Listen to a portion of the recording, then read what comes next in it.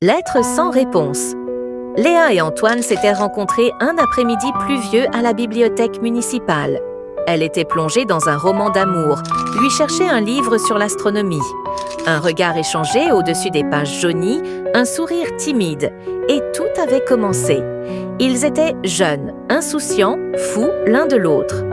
Antoine écrivait des poèmes qu'il glissait dans la poche du manteau de Léa quand elle ne regardait pas.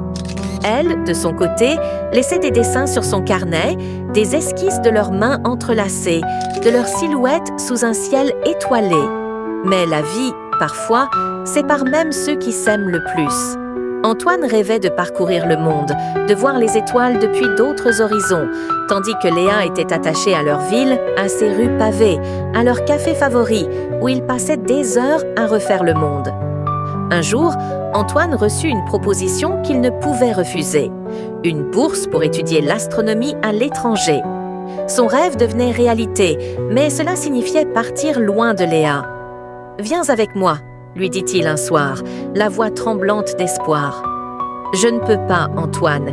Ici, c'est ma maison, et je ne suis pas faite pour partir. » Le silence qui suivit pesa lourd. Ils s'aimaient, mais parfois, l'amour ne suffit pas. Antoine partit. De longues lettres commencèrent à arriver, remplies de promesses, de souvenirs et d'un amour toujours aussi fort. Léa y répondait au début.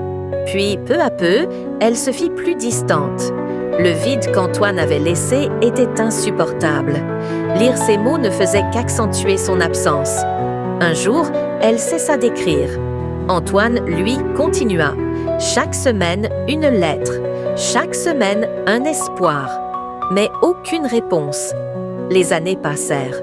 Antoine revint dans leur ville. Son cœur battait à l'idée de la revoir.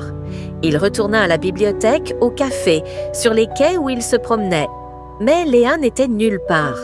Finalement, il trouva son adresse et frappa à la porte. Une vieille dame ouvrit. « Léa ?» demanda-t-il, le souffle court. La femme baissa les yeux, peinée. « Léa est partie, il y a 2 ans, une maladie. Elle ne voulait pas que tu saches.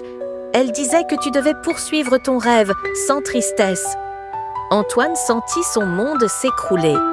Il ne lui restait que les lettres qu'il avait écrites, sans réponse.